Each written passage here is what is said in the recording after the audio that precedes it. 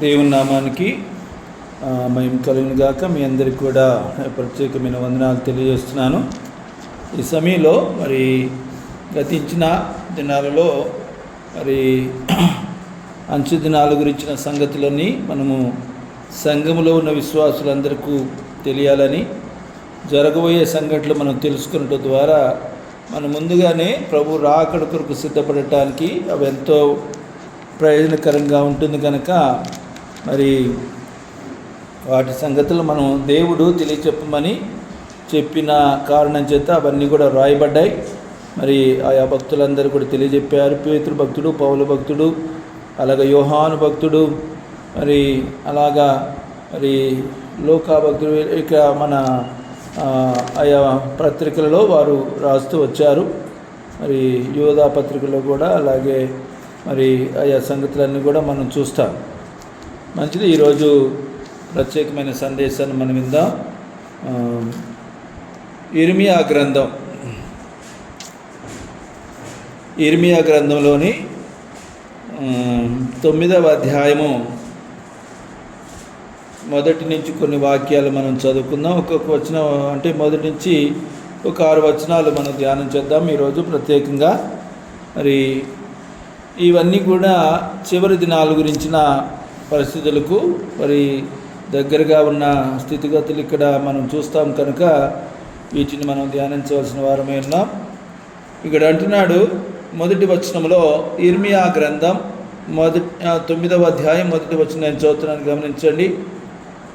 నా జనులలో హతమైన వారిని గూర్చి నేను దివారాత్రము కన్నీరు విడుచున్నట్లు నా తల జలమయముగాను నా కన్ను కన్నీళ్ళ ఊటగాను ఉండునుగాక అంటున్నాడు.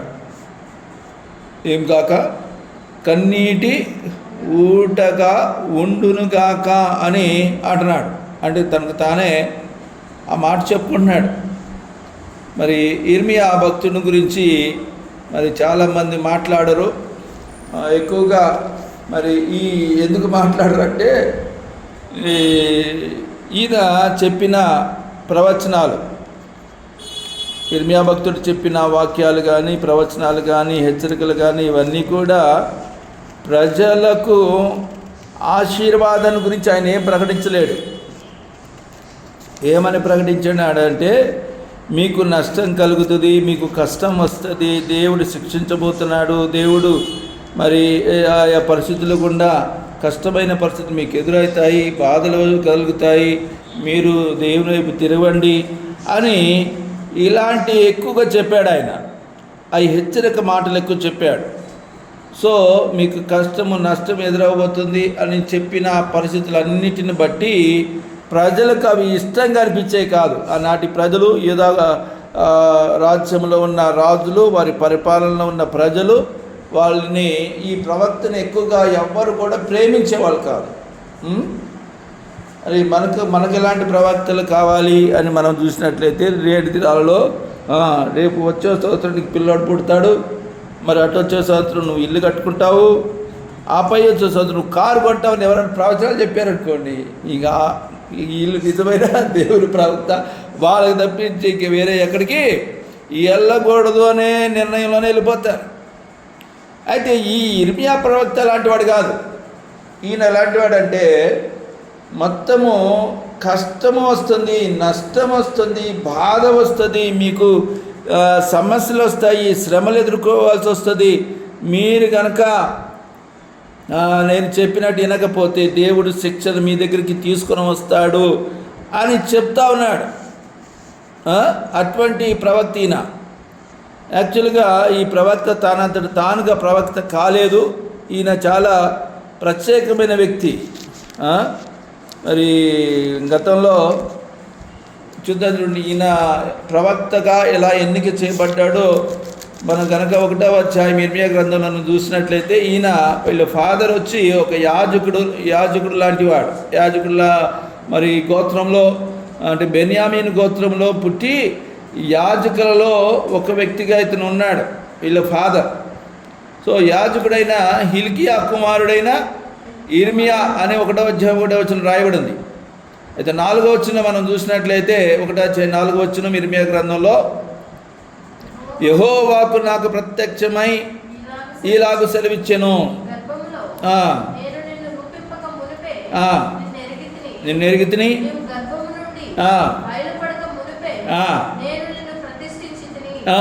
చూడండి అది దేవుడే నియమించాడు. ఇప్పుడు మనకు ఎవరైనా ప్రెగ్నెన్సీ ఉంటే మనకు గ్రహించుకోవాల్సిన మాట ఏంటంటే, దేవుడు కొంతమందిని గర్భంలో ఉండగానే, ఇక్కడ ఇర్మియా గురించి అయితే ఇంకా అతడు భూమి మీద పుట్టక మునిపే, గర్భంలో నేను నిన్ను రూపింపక మునిపే నిన్ను నేను ప్రతిష్ఠించి తిని, అంటే దేవుడు చూడండి ఎలాగ మాట్లాడుతున్నాడు, ఎరిగి తిని నువ్వు గర్భంలో నుండి బయలుపడక మునిపే నిన్ను ప్రతిష్ఠించి తిని, జనములకు ప్రవక్తగా నియమించి తిని. దేవుడి యొక్క నియమాకు మనకు తెలియదు, అర్థమవుతుందా? కాబట్టి నేను ఇలా అనుకోలేదు. అయితే చాలామంది నన్ను ఏమనేవాళ్ళు అంటే, రవిబాబు నువ్వు ఇట్లా మంచిగా ప్రార్థన చేస్తావు, మంచిగా వాక్యం చెప్తావు, మంచిగా పరిచయం చేస్తావు, నువ్వు సేవ చేయొచ్చు కదా, నువ్వు సేవ చేస్తావు అంటే నేను అసలు ఊరికేవాడిని కాదు.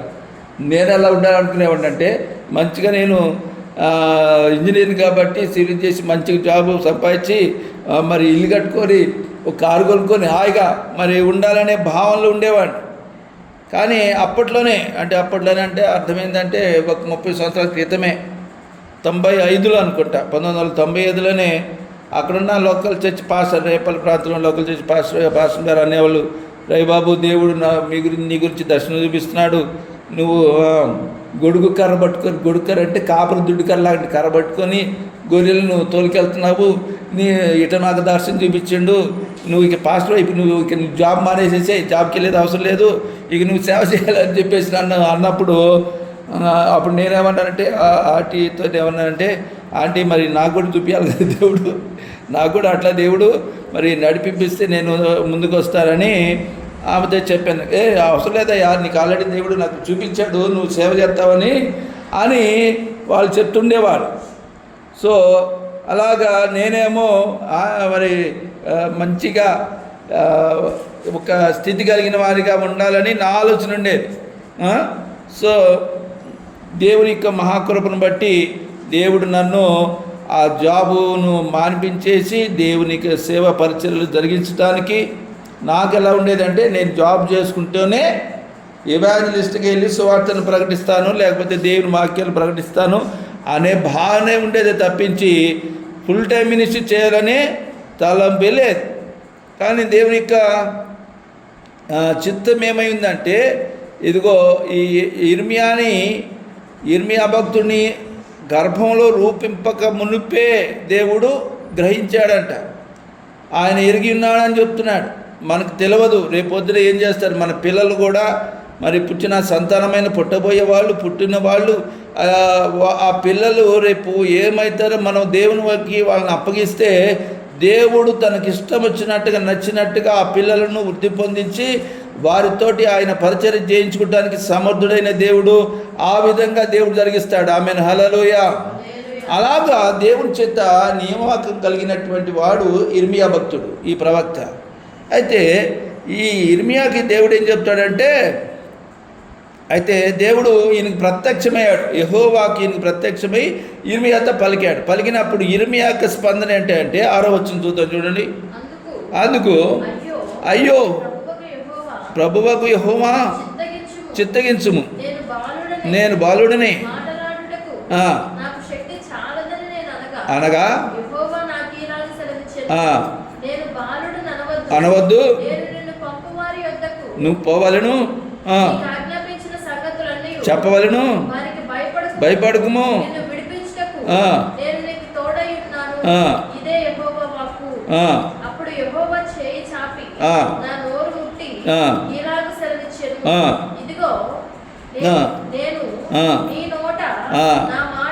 ఉంచి ఉన్నాను, పెళ్ళగించుటకు, విరగొట్టుటకు, నశింపజేయుటకు, పడద్రోయుటకు, కట్టుటకు, నాటుటకు నేను ఈ దినమున జనముల మీదను రాజ్యముల మీదను నిన్ను నియమించి ఉన్నాను. ఇది ఇర్మియా గురించిన దేవుని యొక్క ఉద్దేశం అంతా కూడా చెప్పాడు ఇర్మియాకి. ఇదిగో నీకు మాటలు రాబోతే నీ నోట్లో నా మాటలు ఉంచుతాను, అవి నీ మాటలు కాదు, నా మాటలు నువ్వు పలకాలి. అది పెళ్ళగించుటకు, విరగొట్టుటకు, నశింపచేయుటకు, పడద్రోయుటకు, కట్టడానికి, నాటడానికి నేను ఈ దినమున జనముల మధ్య రాజ్యముల మీదను నియమించి ఉన్నానని చెప్తున్నాడు. మొన్న ప్రదీప్ మరి వాక్యం చెప్తాడు, ఏ ఊరు అనుకుంటారు దేవుని యొక్క చిత్త ప్రకారం.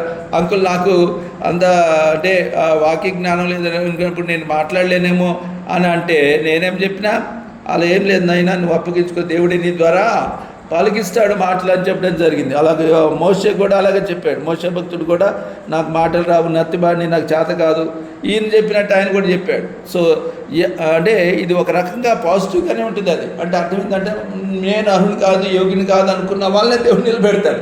నాకు అన్ని వచ్చు అన్నాడు అనుకోండి, నీకు అన్ని వచ్చు, నేను చేసేదే నువ్వు చెప్పుకో అని చెప్పి అలాగుంటుంది. కనుక మనము దేవునికి అప్పగించుకున్నప్పుడు దేవుడే మనల్ని నడిపిస్తాడు. ఆమేన్, హల్లెలూయా.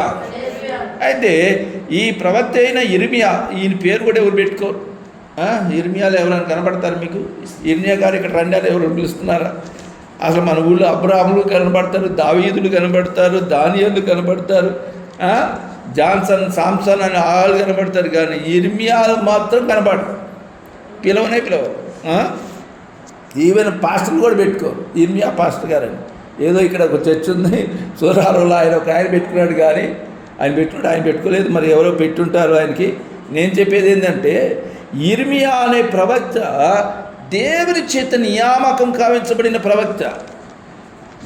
జనముల మీదను రాజ్యముల మీదను దేవుడు నియమించాడు ఆయన్ని. ఈ ఇర్మియా ఏది పలికితే అది అయిపోతుంది. అలాంటి మరి గొప్ప ప్రవక్తగా ఇర్మియాని, అంటే ఈ కాలం ఎప్పుడుదంటే యెషయా ప్రవక్త మరి ఆల్రెడీ ఇజ్రాయెల్ ప్రజల గురించి మరి ప్రవచనాలు చెప్పి వారిని నడిపించి గైడ్ చేసి మరి ఆయన చనిపోతాడు. చనిపోయిన కాలం తర్వాతి కాలంలో కొన్ని 10 సంవత్సరాల కాలంలో తర్వాత దేవుడు ఇర్మియాని నియమిస్తాడనమాట. యెషయా తర్వాత ప్రవక్తలు ఎవరైనా ఉన్నారా లేరా అనే ఆలోచన చేసినప్పుడు ఆయన చనిపోయి చాలా కాలం తర్వాత దేవుడు ఇర్మియాని లేవనెత్తుతాడు.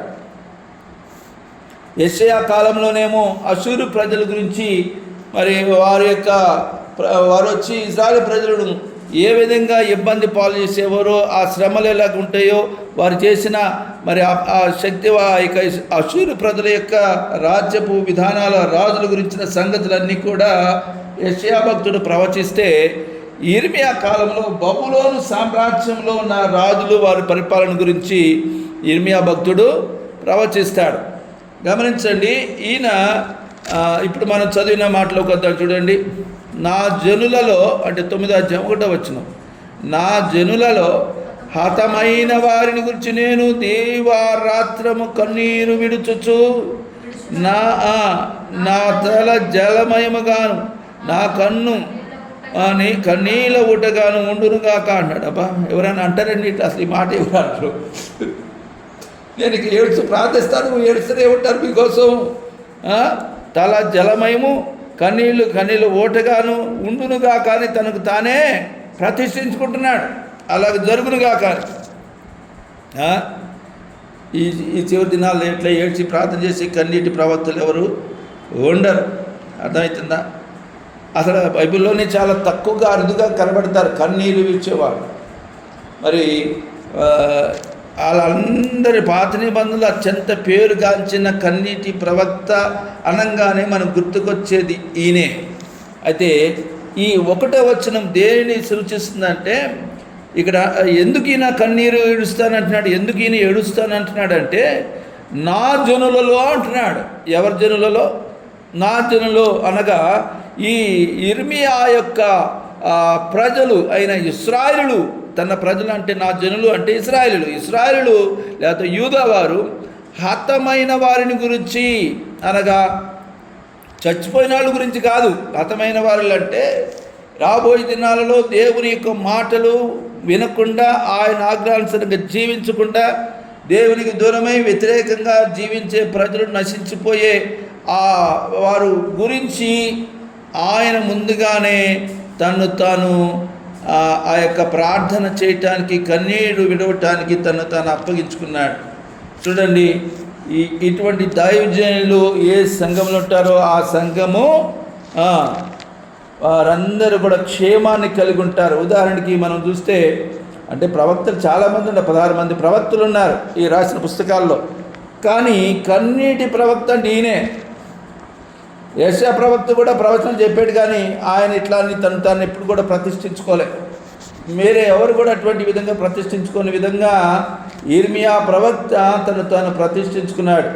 మనకు అపోస్తలుల కార్యముల గ్రంథంలో మరొక ఆయన మనకు కనబడతాడు.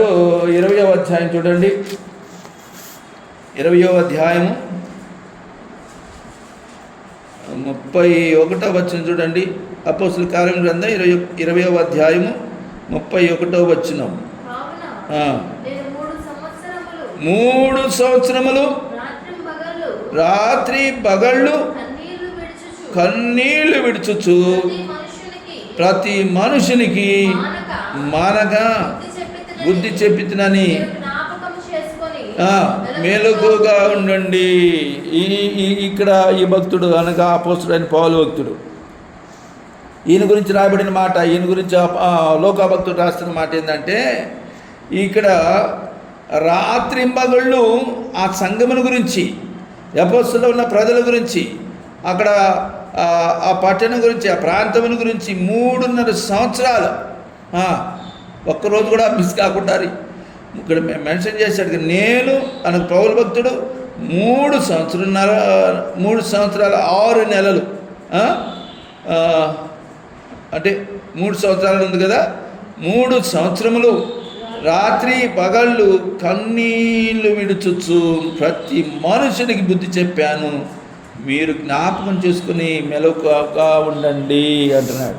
చూడండి, మరి పేతురు భక్తుడు కూడా ఉన్నాడు, కానీ ఆయన అపోస్తలుడు, ఆయన కూడా గొప్ప పరిచర్య చేసిన ఆయన గురించి మాట రాయబడలేదు. కానీ పౌలు భక్తుడు మాత్రం తన సాక్ష్యంలో ఎఫెసు పట్టణాన్ని గురించిన సాక్ష్యం చెప్తూ ఆయన చెప్తున్నాడు, కన్నీళ్ళు విడుస్తూ ఇంకా ఏడ్చాను, కన్నీరు కాచాను చాలా చెప్తాడు పౌలు భక్తుడైతే. మరి అలాంటి విధానము ఎక్కువ మందిలో ఉండదు. కానీ యేసు ప్రభువు కూడా మరి కన్నీరు విడిచాడని మరి మనం చూస్తాం. లూకాసు వార్త 9వ అధ్యాయంలో ఉంటుంది చూడండి. లూకాసు వార్త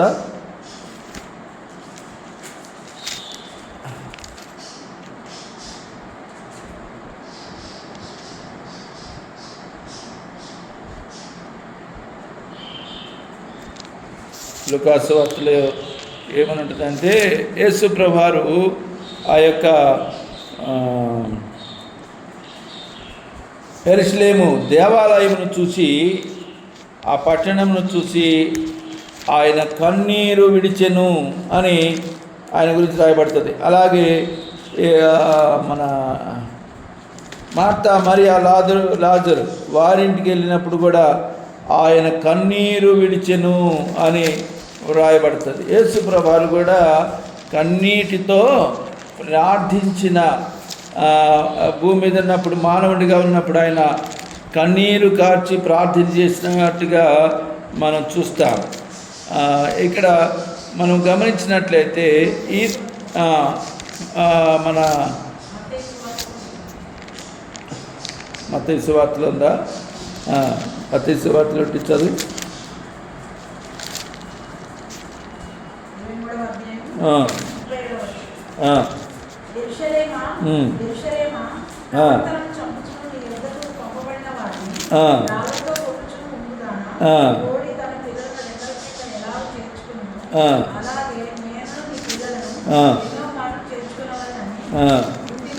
ఉంటుంది కానీ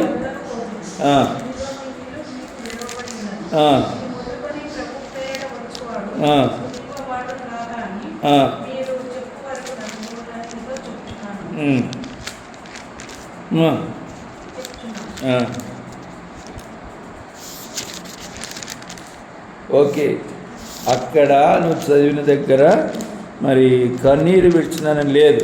నేను చదివిన ఆయన యెరూషలేము దేవాలయమును గురించి మాట్లాడినప్పుడు ఆయన ఆ యెరూషలేము పట్టణమును గురించి ఆయన కన్నీరు విడిచినట్టుగా మరి మనం చూస్తాం. అయితే గమనించుకోవాల్సిన మాట ఏంటంటే ఇక్కడ దేవుని సేవకులుగా ఉన్నవారు బహు అరుదుగా కన్నీరు విడిచేవారుగా ఉంటున్నారు. కానీ మరి యిర్మీయా ప్రవక్త మాత్రం నా జనులలో హతులైన వారి గురించి ఆయన మరి కన్నీరు విడుస్తున్నట్టుగా మరి ఆయన తన మాటల ద్వారా మనకు అర్థమవుతుంది. ఇంకా ఆయన ఏమంటున్నాడు చూడండి, 2వ వచనంలో నా జనులందరూ అంటున్నాడు. నా జనులు హతమైన వారి గురించి అని చెప్తూ 2వదిగానే ఏమంటున్నాడంటే నా జనులందరూ వ్యభిచారులను ద్రోహుల సమూహమునై ఉన్నారు. ఆహాహా,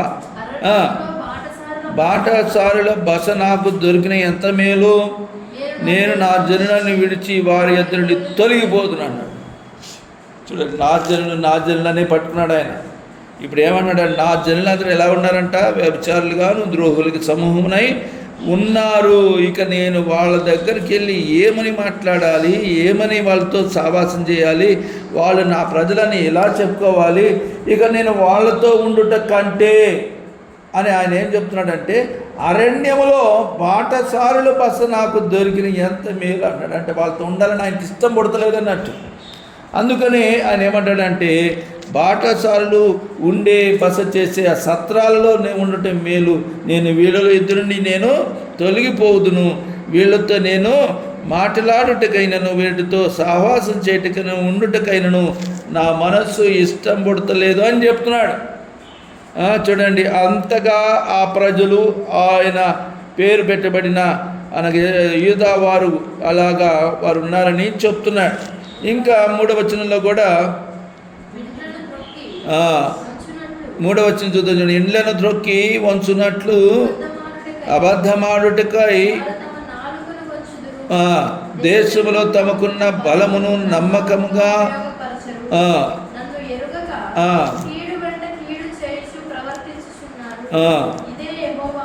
చూసినారా, దేవుడైన యెహోవా యూదా ప్రజల గురించి సెలవిస్తున్నటువంటి సంగతులు ఇక్కడ మనం గమనిస్తే 1 వారు వ్యభిచారులుగా ఉన్నారు, 2 ద్రోహులుగా ఉన్నారు, 3 అబద్ధాలాడుకు నాలుకను మంచుకుంటున్నారు, 4వది చూస్తే నన్ను ఎరుగకుండా కీడు వెంట కీడు చేయుచు ప్రవర్తిస్తున్నారు అన్నాడు.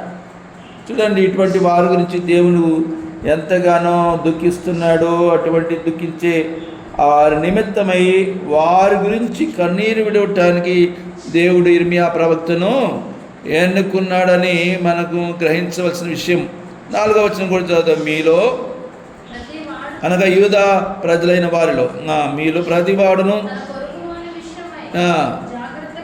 జాగ్రత్తగా ఉండవలెను, నమ్మకుడి,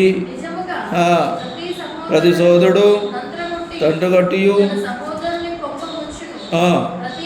ప్రతి పొరుగువాడును కొండలు చెప్పుటకై సత్యము పలుకక వంచును, అబద్ధాలాడుట అభ్యాసం చేస్తున్నారు, ప్రయాసపడుతున్నారు,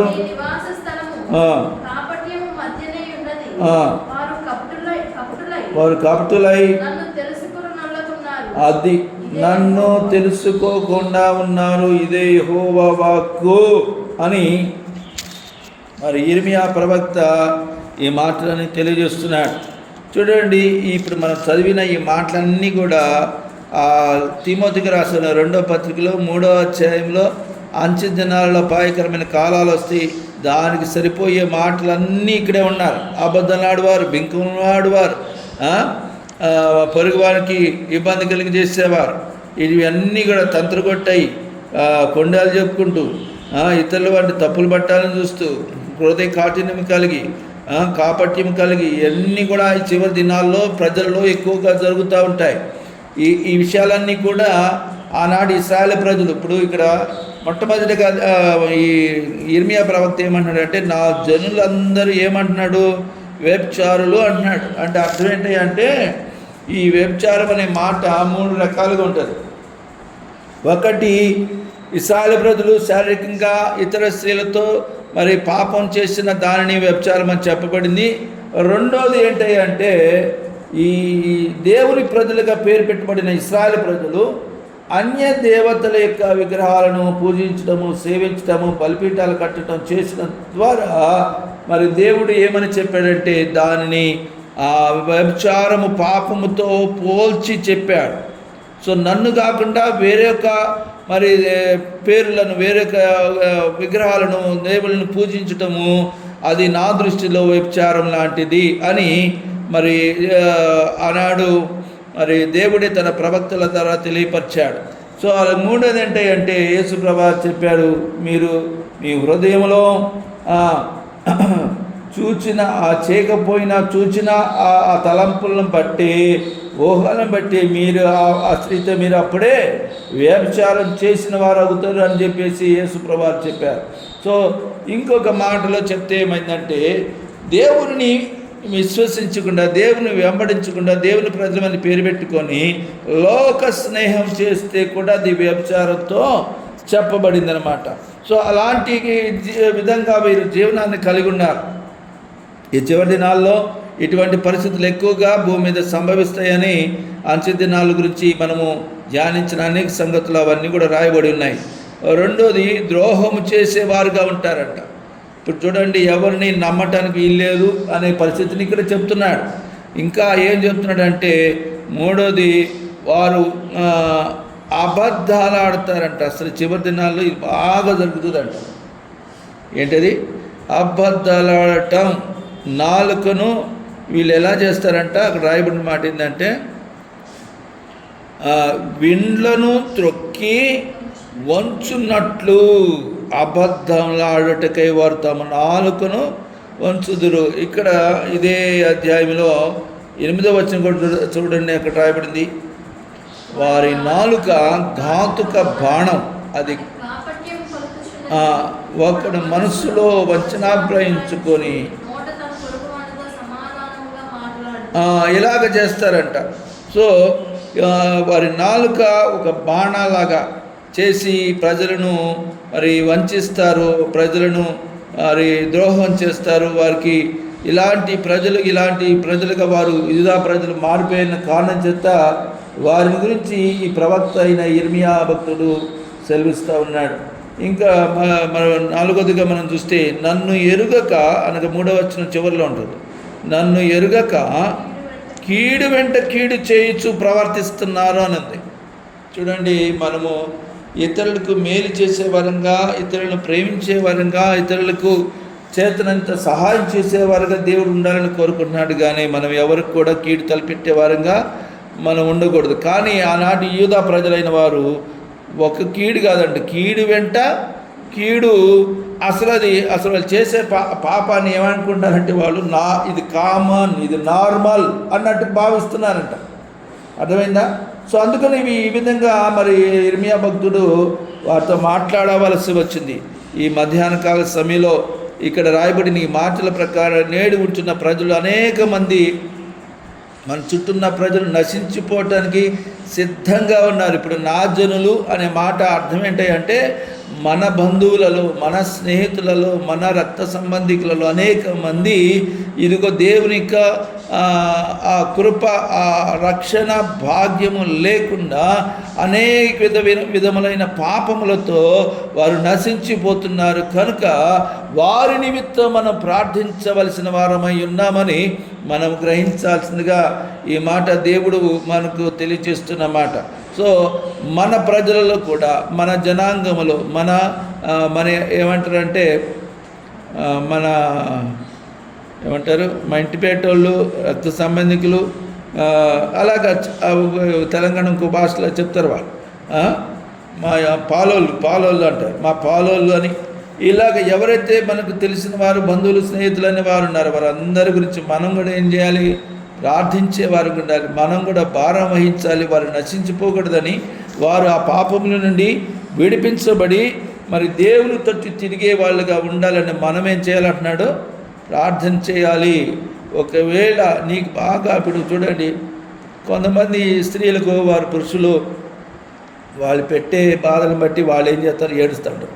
ఆ ఏడుపు అదేంటి ఎలాంటిదంటే అది దేవుని యొద్ద తన భర్త కొరకు ఆమె ఏడిస్తే ఆ కన్నీరు ఆ ప్రవాహంలో ఆ భర్త కొట్టుకుని పోతాడు అంటే అర్థం ఏంటంటే అతడు దేవుని తట్టు తిరుగుతాడని. రెండోదిగా తల్లులైన వారి పిల్లలను బట్టి ఎంతో వారు రోధిస్తూ ఉంటారు. చాలామంది జరుగుతూ ఉంది. సో పిల్లలను బట్టి వారికి ఎంతో బాధ, మనోవేదన, దుఃఖం. ఈ కుమారుడు ఎప్పుడు బాగుపడతాడు, ఈ అమ్మాయికి ఎప్పుడు పెళ్ళి అవుతుంది, మరి పెళ్లి కాని అమ్మాయి ఇంట్లో ఉంది, 30 సంవత్సరాలు దాటిపోయినాయి అంటే ఇక ఆ తల్లి ప్రశాంతంగా అన్నం కూడా తినదు. ఇక పిల్లలైతే చదివి వచ్చి అన్ని తప్పేసి మరి ఏమీ ఉద్యోగం లేకుండా అటు ఇటుగా ఒట్టిగా తిరుగుతూ ఉన్నా అంటే ఏందమ్మా మీ అబ్బాయి ఎదుగొచ్చాడు, పెళ్లి చేయరా, మరి ఎందుకు చేస్తలేరని వీళ్ళ మాటల మీద విన్నప్పుడల్లా ఆ తల్లి యొక్క హృదయం ద్రవించిపోయినట్టుగా కన్నీటి ఊటగా అయిపోతుంది.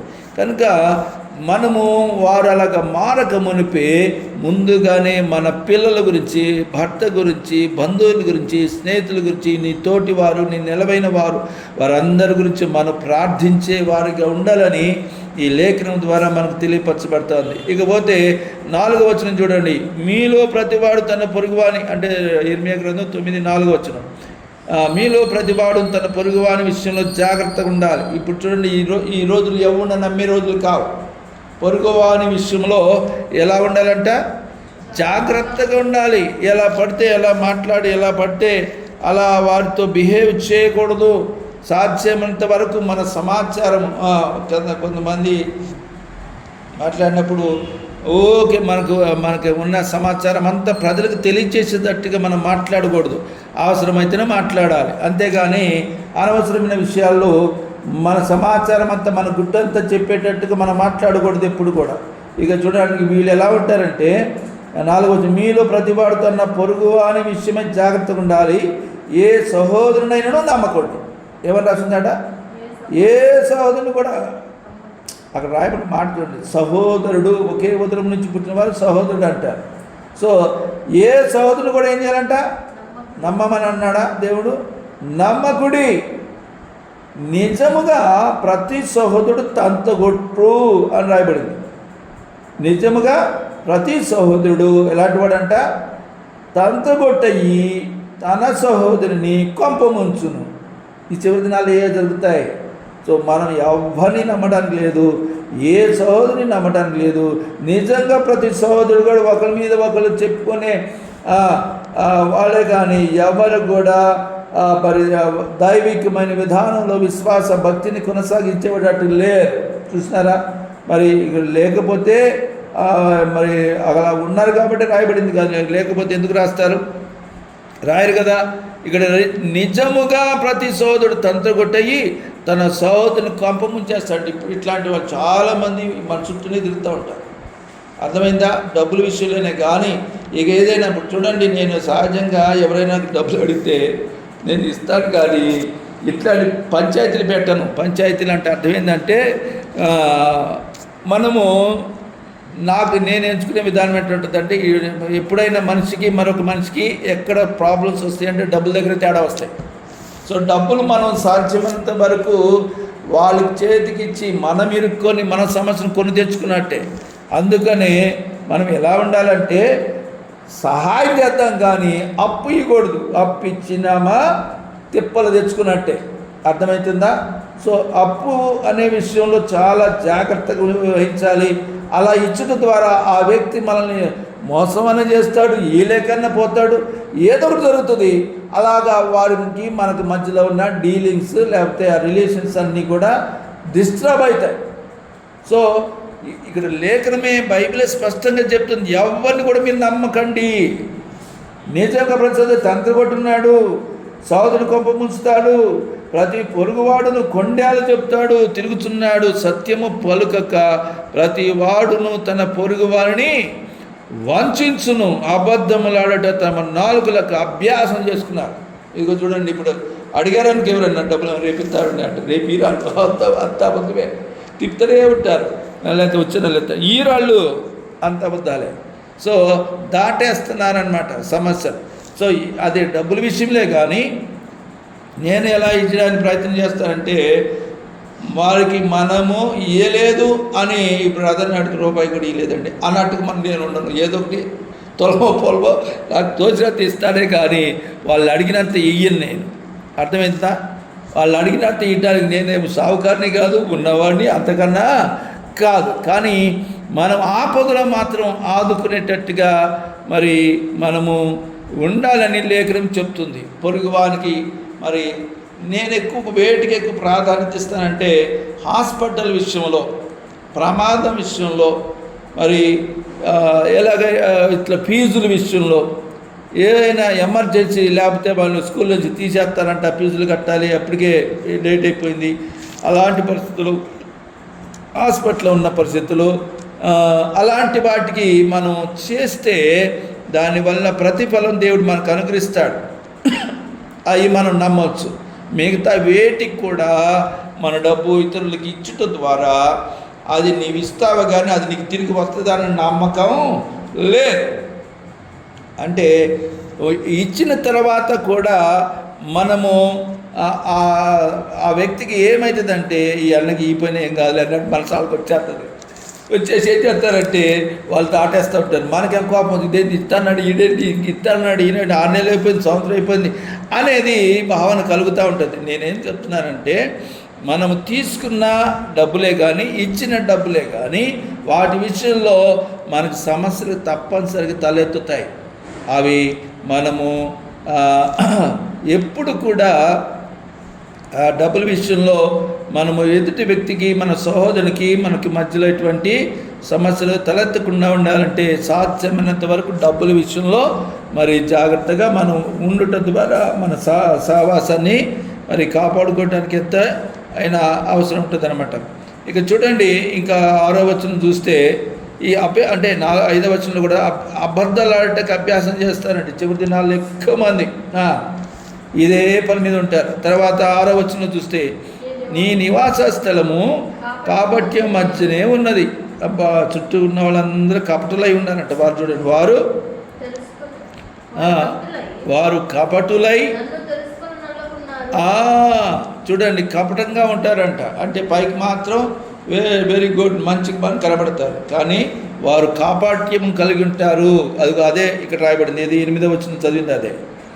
ఏమని అంటున్నాడు? వారి నాలుక ఘాతుక బాణము అది కాపట్యమును పలుకుచున్నది. ఒకడు మనస్సులో వంచనాభిప్రాయించుకున్న నోట తన పొరుగు వారితో సమాధానంగా మాట్లాడును. మరి ఇటువంటి ప్రజలు వాళ్ళు చూసినప్పుడు దేవుడే అంటున్నాడు. దేవుడైన యెహోవా ఏమంటున్నాడంటే, ఇదిగో 7వ వచనం చదవండి.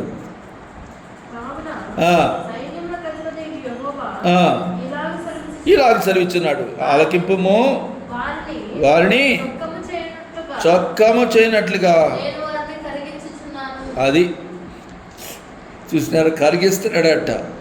ఎలాగో తెలిసిన చొక్కము చేయనట్లుగా అంటే అర్థం ఏంటంటే ఇనుమును కరిగించినట్లుగా వారిని కరిగించేస్తారంటున్నాడు. నేను చూస్తూ ఊరుకోవాలా? వీళ్ళు నా మాట వినకుండా నా మీద తిరిగిబడి ఇట్లాంటి పాపాలు చేసుకుంటూ ఇట్లాగా కంటిన్యూ అవుతుంటే వీరిని బట్టి నేను ఏం చేయాలి? ఎంతకాలం సహించాలి? ఎంతకాలం ఓర్చుకోవాలి? ఎంతకాలం వీరిని ఎలాగ చూస్తూ ఉండాలి అని దేవుడు మరి వాళ్ళ గురించి చెప్తూ వాపోతూ వీళ్ళు మళ్ళీ ఏం చేస్తారంటే మళ్ళీ చర్చికి వెళ్తారు. వీళ్ళు ఏం చేస్తారంటే చర్చికి వెళ్తారు. అదే ఇక్కడ రాయబడింది చూడండి.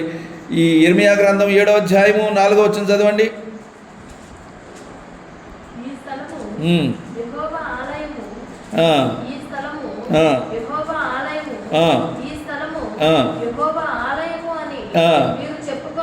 మూడు సార్లు చెప్పాడు అక్కడ. ఈ స్థలం యెహోవా ఆలయం, ఈ స్థలం యెహోవా ఆలయం, ఈ స్థలం యెహోవా ఆలయం మీరు చెప్పుకుంటున్నారే. అదిగో ఆ మాటలు ఇవ్వడాలంటే అసలు నమ్మకంతో అంటున్నాడు. ఇప్పుడు వీళ్ళు చేసేవన్నీ ఇప్పుడు మనం చూసినాం. మళ్ళీ వీళ్ళు ఏం చేస్తారు? మేము దేవాలయంకి వెళ్తున్నాము, యెరూషలేము దేవాలయంకి వెళ్తున్నాము, అట్లా చేస్తాము, ఇట్లా చేస్తాము, మాకు దేవుడు అంటే భయము, దేవుడు అంటే భక్తి, అది ఇది అని చెప్పి దేవుని ఆలయం పేరు చెప్పుకుంటారంట వీళ్ళు. అర్థమవుతుందా? అది 7:3 కూడా ఏముంది? 2వ వచనం చదువున్నాను. నిలబడి ప్రకటింపుము,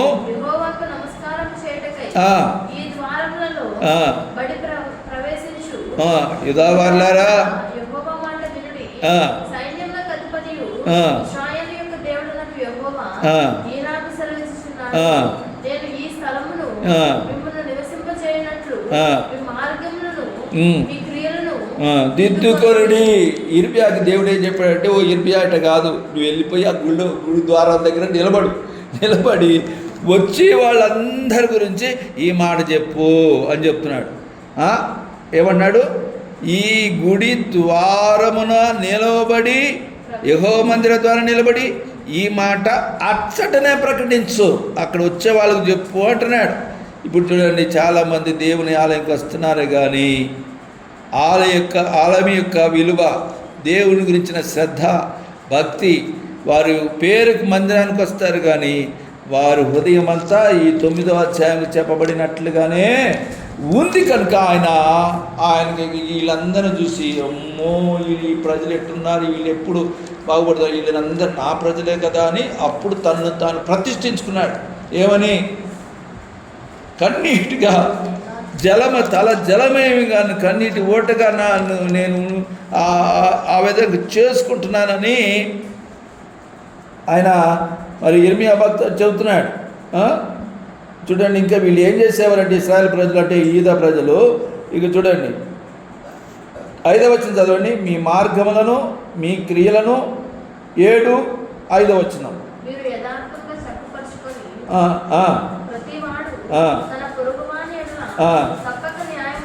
జరిగించి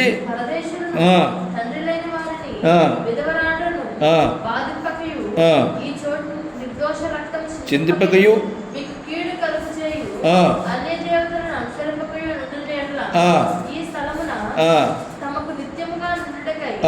పూర్వకాలంలో నేను పితరులకు ఇచ్చిన దేశం మిమ్మును కాపురముచ్చుదును. 8వ వచనం చదువు. అబద్ధ మాటలను నమ్ముకుంటున్నారంట. వాళ్ళు ఏం నమ్ముతున్నారంట? అబద్ధ మాటలే. అవి మీకు నిష్ప్రయోజనం. ఇదేమి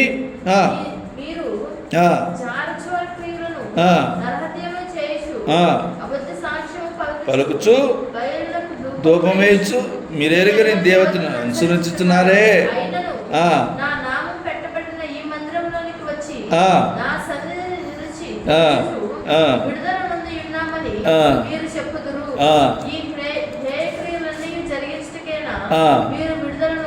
అది చూడండి ఎంతగా దేవుడు మాట్లాడి అసలు ఎంత బాగుపోతున్నాడు అండి. బాబా, మీరు ఇన్ని పనులు చేసుకుని మళ్ళీ గుళ్ళోకి వచ్చేసి మేము పరమభక్తులము, మంచోళ్ళము, అది ఇది అని ఎలా చెప్తారయ్యా మీరు అని చెప్పి వాళ్ళ గురించి మామూలు కోపం కాదు. 11వ వచనం చదువు నాన్న. అదే 7:11 చదువు.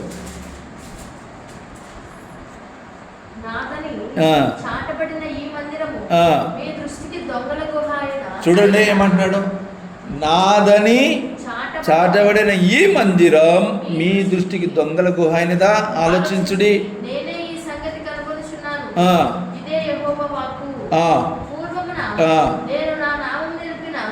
షిలోహునందున్న అతని దుష్టత్వం బట్టి చూడుడి, ఇదే యెహోవాకు. చూసినారా ఏమంటున్నాడంటే? ఇప్పుడు చాలామంది గుడికి వెళ్తున్నారు కానీ వారి పద్ధతులు ఏ మాత్రం మార్పులే. అన్నీ అయ్యే అబద్ధాలు, అయ్యే పాపాలు, అయ్యే శాస్త్రాలు, అయ్యే విధానాలు కలిగి ఉండి మళ్ళీ మేము క్రైస్తవులము, దేవుని బిడ్డలము, మేము భక్తులము అని మీరు చెప్పుకుంటే చూస్తున్న దేవుడికి కోపం రాదా అని అంటున్నాడు. అర్థమవుతుందా? సో ఇలాంటి ప్రజలకు అప్పుడు దేవుడు ఏమంటాడంటే, ఏమంటాడంటే ఇర్మియాతో, ఓ ఇర్మియా నువ్వు బంద్ చేయి అంటాడు. అంతే. ఏంటి బంద్ చేయి? చెప్పినాడు. ఏం చెప్పు.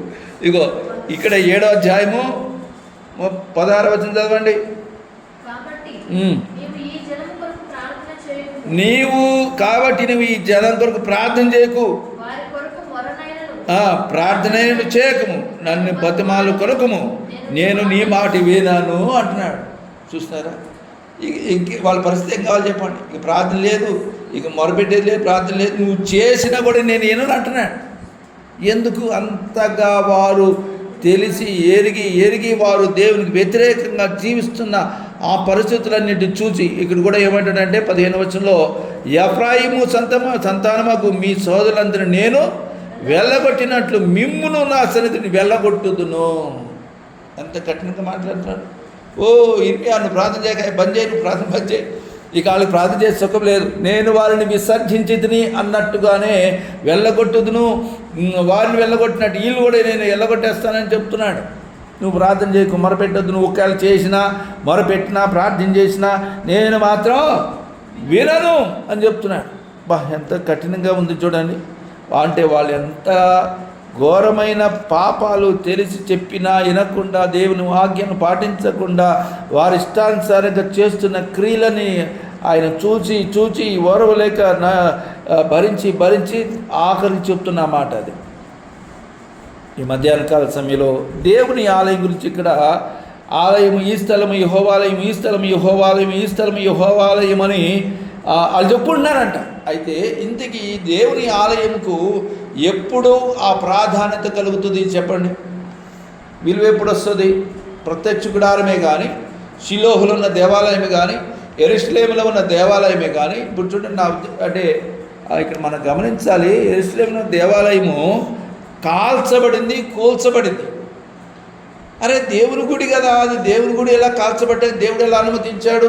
దేవుని గుడి కదా అది, దేవుని ఆలయం కదా, దేవుని ఆలయము అగ్ని చేత కాల్చబడ్డాను కదా, ఎలా అప్పగించబడిందంటే కారణం ఇదే. వీళ్ళు ఏమంటున్నారంటే, మాకు దేవుడి గుడి ఉంది, ఆ దేవుడి గుడికి వెళ్ళి అక్కడ మేము వెళ్ళి మొక్కేసి వస్తాం. అక్కడ అదే ఉంది కదా, అక్కడ ఏమంటుంది, యెహోవాకు నమస్కారం చేయటికే ఈ ద్వారలో బడి ప్రవేశించు యూదా వారలారా అన్నాడు. అక్కడికి వెళ్ళి నమస్తే పెట్టేసుకుంటే, నమస్కారం చేస్తే పాదాలు పడి ఇప్పుడు మొక్కుంటారు చూసిన ఇట్లా అట్లా చెప్పలేసుకొని అట్లుగా కిందకు మొక్కినట్టుగా చేస్తే సరిపోతుంది అనుకుంటున్నారు. దేవాలయం మాకు ఉంది అనుకుంటున్నా, అసలు ఆ దేవాలయాన్ని లేకుండా చేసాడు అనమాట. మీకు అర్థమవుతుందా? దేవాలయము అనేది ఎప్పుడు ఆ ఆలయానికి ప్రాధాన్యత వస్తుందంటే, ఇదిగో ఇట్లా చెప్పుకుంటానికి, గుడికి వెళ్తానికి ఏదో దురుపు తిరిగి దండం పెట్టినట్టు దండాలు పెట్టి నమస్కారాలు చేయడానికి కాదు. ఏ దేవాలయం అయితే దేవుని సన్నిధి ఉంటుందో, నువ్వు ఎన్ని కోట్లు లక్షలు పెట్టి కట్టినా, కోట్లు పెట్టి కట్టినా, ఆ దేవాలయం అనే మందిరములో, మరి యెరూషలేము దేవాలయం ఎంత ఖర్చు పెట్టి కట్టారు? కొన్ని కోట్లు, వేల కోట్లు, వందల కోట్లు పెట్టి కట్టాడు సొలొమోను అన్న ఆయన. కట్టాడు ఆయన. ఆ దేవాలయానికి ఎప్పుడు పేరు వచ్చిందో తెలిసిన?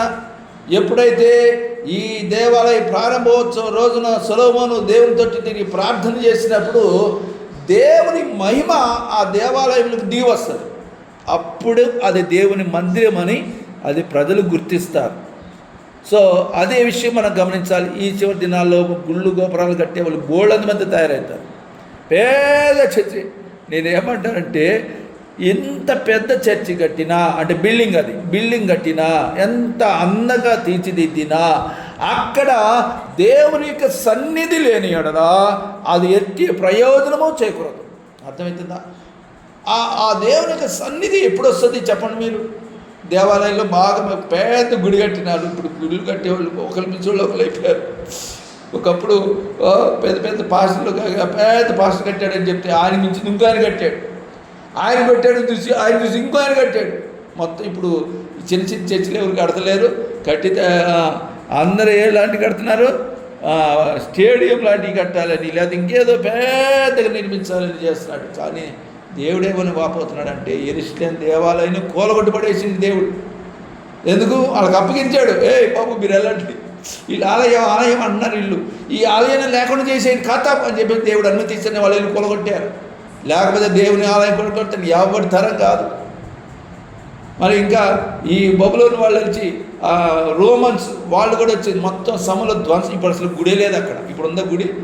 చూసుకుంటే మనకు గుడి ఉందా? యెరూషలేములో మొత్తం కూలిపోయి రాయి మీద రాయి లేకుండా పడిపోయింది. అది ఇప్పటికీ లేదు.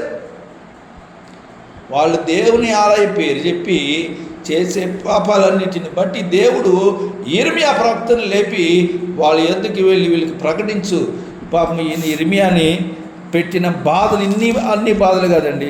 ఆయన బాధలు మనం చూస్తే ఇంటే కనుక చాలా దుఃఖం అనిపిస్తుంది.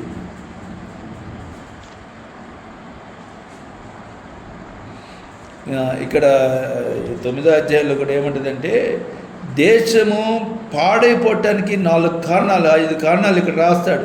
దేవుడే చెప్తాడు చూడండి. దేశం పాడైపోవటానికి కారణాలు ఇక్కడ రాయబడ్డాయి.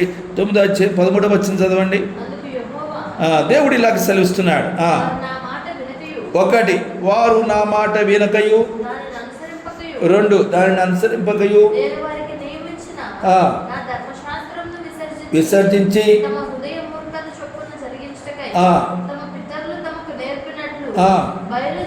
బయలుదేవతలను అనుసరించుతున్నారు కనుక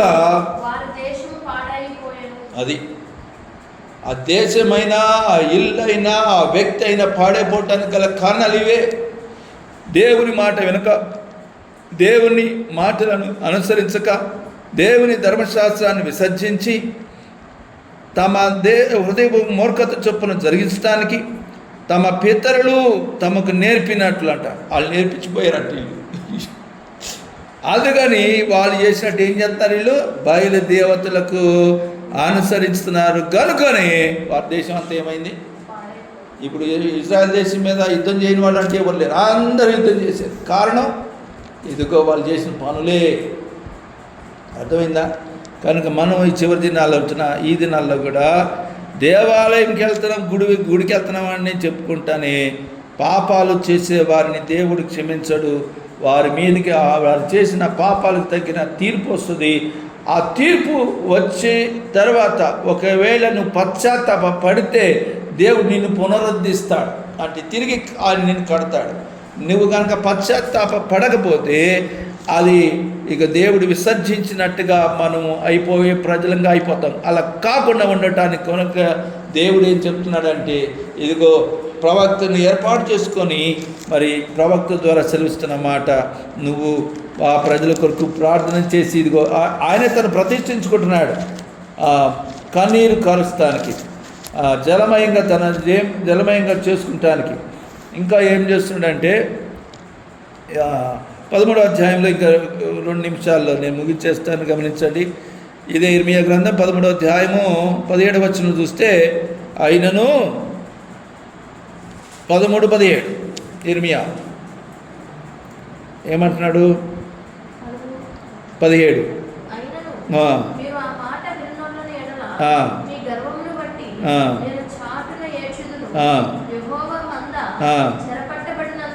ఏ మంద? యెహోవా మంద. పేరేమో యెహోవాది. వాళ్ళు ఏమైనారంట? గర్వమును బట్టి ఉన్నారంట. ఇంకా చెరపట్టబడినందున నా నేత్రము బహుగా వలపోయిచు కన్నీరు విడుచుచూ ఉండును అని బాధపడుతున్నాడు ఆయన. ఇర్మియా చెప్తున్నాడు ఇట్లుగా. సో ఈ చివరి దినాల్లో ఇలాంటి పరిస్థితులు. అలాగే ఇదే 14వ అధ్యాయంలో కూడా చూడండి, 14-17 కూడా చూడండి.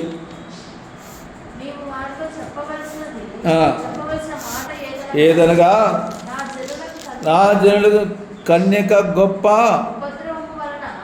పీడింపబడుచున్నది,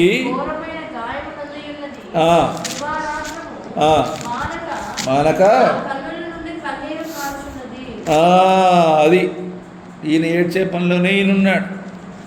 సో ఈ చివరి దినాల్లో మన జనులైన మన ప్రజలు కూడా ఈ ప్రాంత ప్రజల కొరకు, జగద్గుట్టలో ఉన్న ప్రజల కొరకు, మన సంఘంలో నశించిపోయే ప్రజల కొరకు, ఎవరైతే పాపంలో ఉన్నారని తెలిసినప్పుడు వాళ్ళ గురించి మనము వాళ్ళకి వీళ్ళకి చెప్పటం మాత్రం కాదు, కానీ మనం చేయవలసిన వాళ్ళ గురించి మనం చేతనంత ప్రార్థన చేయాలి. ఇంకా నీ తోటి రక్త సంబంధికులైతే కన్నీరు విడుస్తూ వారి కొరకు మనం ప్రార్థన విజ్ఞాపన చేయవలసిన వారమై ఉన్నాం. ఈ ఇంకొక మాట మీకు నేను చూపించి ముగించి వేస్తాను. 37వ అధ్యాయంలో చూడండి.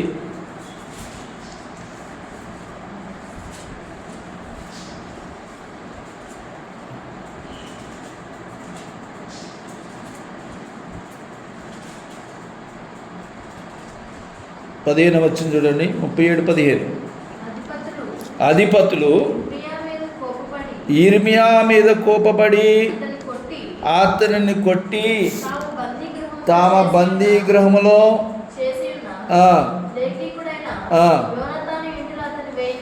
అది చూసినారా, కొట్టారంట.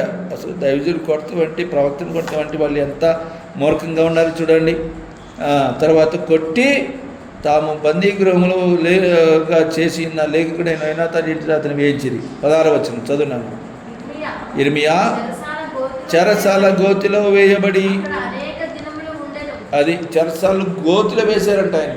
ఎందుకు నువ్వేంది మాకు చెప్పేది, మమ్మల్ని అందరూ నాశనం రాబోతుంది, మీరు వినుకోండి, ఈ చెప్తావా అని చెప్పి రాజుకు అప్పగిచ్చేస్తారంటే వీళ్ళు తీసుకెళ్ళి కొట్టి. అలాగిన 16వ వచనంలో చెరసాల గోతిలో వేయబడి అక్కడ అనేక దినములు ఉన్నాడంట. ఎక్కడ? గోతిలోనే. బా, ఎంత ఘోరమండి అసలు. ఇలాంటి సేవకులు మరి ఇట్లాంటి వాళ్ళు ఎవరైనా ఉండరా అంటే నేనేమన్నానంటే, ప్రజల గురించి కన్సర్న్ కలిగిన వారు, విశ్వాసుల గురించి, అనుజనులైన వారి గురించి, నశించిపోయే ప్రజల గురించి ఒక గొప్ప భారం కలిగిన దైవజనుడు, ప్రవక్త ఎవరైనా ఉన్నాడు అంటే ఆయనే ఇర్మియా భక్తుడు. అలాగే క్రొత్త నిబంధనలో మనం చూడాలంటే అపోస్తులైన పౌలు భక్తుని అలా చూస్తాం. చివరిగా ఇంకొక మాట చదువుదాం చూడండి. 21వ వచనం కూడా చదువుతున్నానా?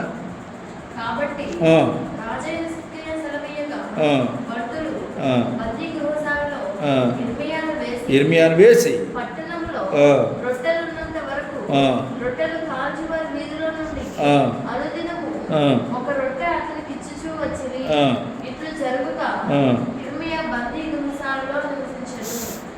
ఎక్కడ నివసించాడంటే ఆయన బందీ గృహంలోనే. చూడండి. అలాగే 4వ వచనం కూడా చూడన్నా, 38:4.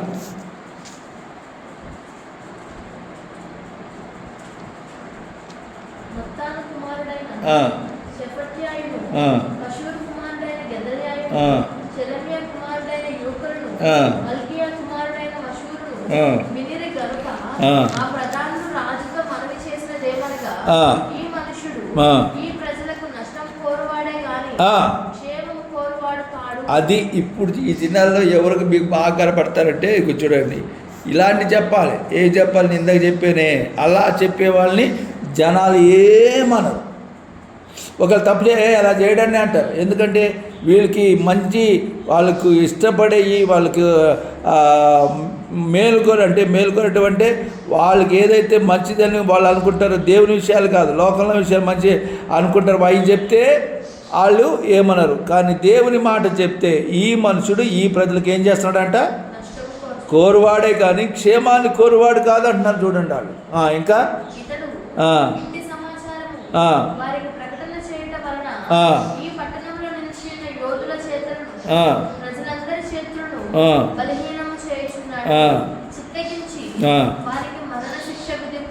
అది చూడండి, జనాలందరూ చేంజ్ చెప్తున్నారు, ఇర్మియాని చంపేమని చెప్తున్నారు వాళ్ళు. ఇంకా అప్పుడు ఆ రాజు ఏమన్నాడు?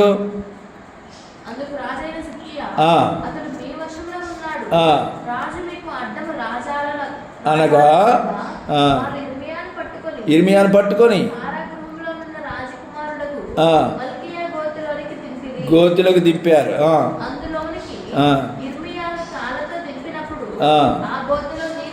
నీళ్ళు లేవు. అది ఆ బురదలో ఇర్మియా దిగబడి. ఈ మనుషులు ఎలా ఉన్నారంటే, ఆ దైవజనుడి ప్రవక్త అయిన దేవుడు పంపించి గర్భంలో రూపింపబడక మునిపే నియమించబడిన ఇర్మియాను ఆ ప్రజలు ఏం చేశారంట? నా ప్రజలు అనుకుంటున్న ఆ ప్రజలే తీసుకెళ్ళి నీళ్లు లేని బురదలో వేశారంట. ఎంత ఘోరం అండి. బురదలో వేసి ఆ బురదలో ఇర్మియా దిగబడిను. రాజు బెన్యామీను ద్వారమున అది చాలా.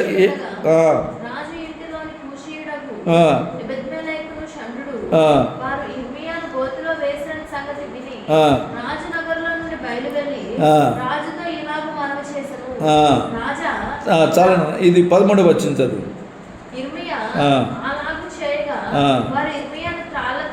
చేదుకొని